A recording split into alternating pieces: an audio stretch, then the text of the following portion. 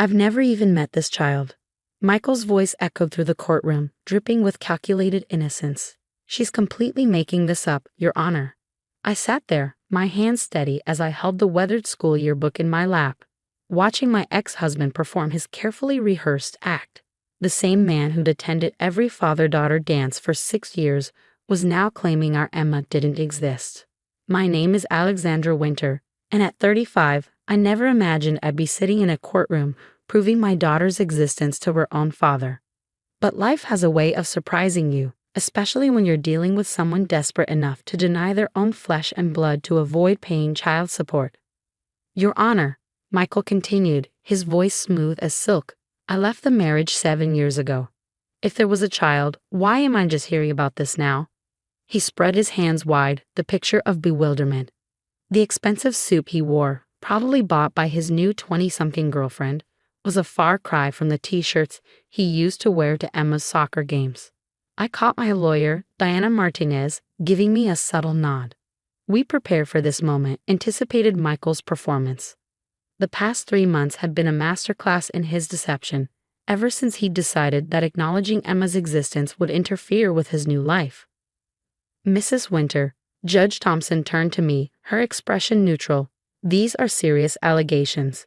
Mr. Sullivan claims he has no knowledge of this child, yet you're seeking 7 years of back child support. Yes, Your Honor, I replied, my voice clear and firm. And I can prove not only that Michael knows about Emma, but that he was an active part of her life until 6 months ago. Michael's lawyers shifted uncomfortably. They hadn't expected evidence. They counted on it being my word against his, banking on the fact that Michael had managed to keep Emma off his social media, had never listed her on his tax returns, and had paid for everything in cash to avoid a paper trail. Approach the bench, Judge Thompson instructed. I stood, the yearbook heavy in my hands. Each step felt deliberate, meaningful. This wasn't just about the money, it was about making sure Emma knew the truth, that she had proof of who her father really was. I opened the yearbook to the first marked page. This is from Emma's first grade year, I said, pointing to a photo of the father-daughter dance. There was Michael beaming in a blue button-down shirt, holding 6-year-old Emma's hands as they twirled on the dance floor. He never missed a single dance. Michael's face drained of color. He'd forgotten about the yearbooks, hadn't he? Forgotten that schools document everything, preserving memories in ink and paper that can't be erased as easily as text messages or emails. There's more. I continued flipping through the pages. 2nd grade field day, where he ran the 3-legged race with her. 3rd grade science fair, where he helped her build a model solar system. 4th grade. That's enough, Michael suddenly burst out, his composure cracking. Those photos could be anyone. They're not clear enough, Toe. Mr. Sullivan, Judge Thompson cut him off sharply. These photographs are quite clear, and the captions list both your name and your daughter's. I watched as Michael's carefully constructed lie began to unravel. The same man who taught Emma to ride a bike, kissed her scraped knees, and cheered at her recitals was now caught in his own web of deceit. The truth was, everything had changed when Michael met Brittany. She was 23, worked at his gym, and apparently didn't want to date a man with a 12-year-old daughter. So Michael, ever adaptable, decided to simply erase Emma from his life. He blocked our numbers, moved across town, and when the child support papers were served, claimed he'd never even met her. Your Honor, Diana spoke up, we have additional evidence. Teacher testimonials, medical records where Mr. Sullivan is listed as the father, and a particularly interesting video from Emma's 5th grade graduation, where Mr. Sullivan gave a parent speech. Michael slumped in his chair, his expensive suit suddenly looking more like a costume than a symbol of success. His lawyer leaned over, whispering urgently in his ear, but I already knew we'd won. Furthermore, Diana continued, we have proof that Mr. Sullivan has been deliberately hiding his income to avoid financial responsibility. The lifestyle he currently maintains, including a new luxury car and beachfront condo, suggests an income far higher than what he's reported. Judge Thompson looked at the evidence before her, then at Michael, her expression hardening. Mr. Sullivan, this court takes a very dim view of parents who attempt to evade their responsibilities through deception. Not only have you lied about knowing your child, but you've also apparently engaged in financial manipulation to avoid support payments. I thought about Emma at home, staying with my sister, probably working on her math homework or practicing her guitar. She didn't know about this hearing. I protected her from this latest betrayal. But someday she would understand what happened here today. Someday she would know that her father's choices had nothing to do with her worth and everything to do with his own selfishness. The judge's voice pulled me back to the present. We'll take a brief recess, after which I expect to see documentation of Mr. Sullivan's actual income. And Mr. Sullivan, she fixed him with a stern look. Consider yourself fortunate if I don't refer this case for criminal prosecution for perjury. During the recess, I stood in the courthouse hallway, scrolling through my phone's photo gallery. Pictures of happier times filled the screen. Michael teaching Emma to swim, family camping trips, birthday celebrations. It was hard to reconcile these memories with the man who just denied her existence in front of a judge. Diana approached, her heels clicking against the marble floor. He wants to talk, she said, her expression cautious. His lawyer suggests we might reach a settlement. I looked up from my phone, a bitter laugh escaping my lips. Now he wants to talk, after lying to the judge's face. They know they're cornered, Diana explained. The yearbook was just the beginning. Once we present the financial evidence, she trailed off meaningfully. I nodded, understanding what she wasn't saying. The past 3 months of investigation had uncovered more than just photos and school records. We'd found a carefully constructed web of hidden bank accounts, cash transactions, and deliberately underreported income. Ms. Winter. Michael's lawyer approached, looking uncomfortable in his expensive suit. My client would like a word. In private. I glanced at Diana, who gave a slight nod. I'll be right outside, she assured me. Following the lawyer into a small conference room, I found Michael sitting there, his earlier confidence completely deflated. He looked older somehow, the weight of his lies finally showing on his face. Alex, he started, using my old nickname like we were still friends. We need to end this. Funny. I replied, keeping my voice steady. That's exactly what I thought when I filed for child support. Instead, you decided to pretend our daughter doesn't exist. He flinched. You don't understand. Brittany, your girlfriend? I cut him off. The one who's barely older than the babysitter we used to hire for Emma. She's my fiancée now, he corrected, as if that somehow made everything better.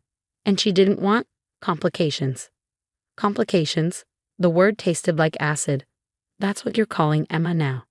Michael ran his hands through his hair, a gesture so familiar it hurt. I'll pay the support, he said finally, whatever amount you're asking. Just don't show the rest of what you found. Please. I thought about the evidence Deanna had gathered, the offshore account where he'd been hiding his real estate commission money, the cash deposits that conveniently never appeared on his tax returns, the fake business he'd set up in his brother's name to channel funds away from his official income. You know what's funny, Michael? I said, leaning back in my chair. I never cared about the money. All these years, Emma and I were fine on my teacher's salary. What hurts is that you didn't just abandon us. You tried to erase us. I never meant, he started. You never meant what? I interrupted. To get caught.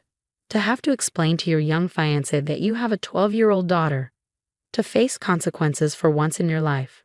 The door opened and Diana poked her head in. They're calling us back. Standing up, I smoothed my skirt and gathered my composure. The judge needs to see everything, Michael. Not just for the money, but because Emma deserves to have the truth on record. She deserves to know none of this was her fault.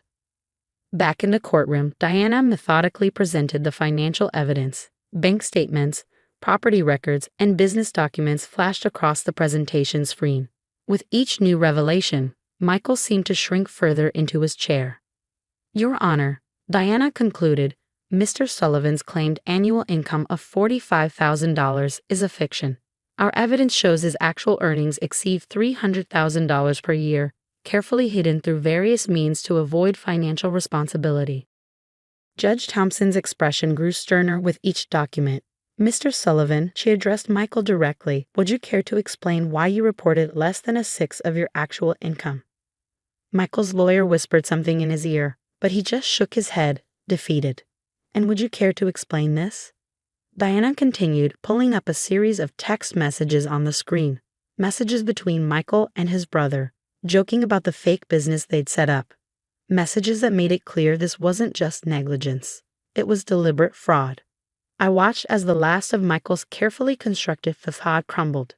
The same man who'd once promised to always protect our daughter had spent months orchestrating an elaborate scheme to deny her very existence. In light of this evidence, Judge Thompson's voice cut through the tension. This court finds Mr. Sullivan's actions not only reprehensible but potentially criminal. I am ordering immediate wage garnishment for all back child support, calculated based on his actual income. Furthermore, I am referring this case to the District Attorney's Office for review of possible criminal charges related to perjury and financial fraud. Michael's new fiancée, who'd been sitting quietly in the back of the courtroom, stood up and walked out. I wondered if she was finally seeing the real Michael, not the successful, carefree man he pretended to be, but the one who could deny his own child to maintain that illusion. As we left the courthouse, Diana touched my arm. "You did the right thing," she said softly. "Some truths need to come to light, no matter how uncomfortable." I thought about Emma, about the conversation we would need to have. She was old enough to understand what had happened, old enough to know that sometimes people we love can disappoint us deeply. But she was also strong enough to survive it. She was my daughter after all. That evening, I sat with Emma on our back porch, the same spot where she used to wait for Michael to come home from work. She was strumming her guitar, the one he'd given her for her 11th birthday, just months before he disappeared from our lives. "Mom," she said, setting the guitar aside. "Something happened today, didn't it? Aunt Sarah was acting weird when she picked me up from school." I took a deep breath. I promised myself I'd always be honest with Emma, even when the truth hurt. "Yes, honey. There was a court hearing today. About your dad." Her fingers traced the pattern on her guitar strap. Did he really tell everyone I wasn't real? My heart clenched. Of course she knew. Kids at school probably talked. Small towns have a way of making sure everyone knows everything. "Yes," I said softly, "but we proved he was lying."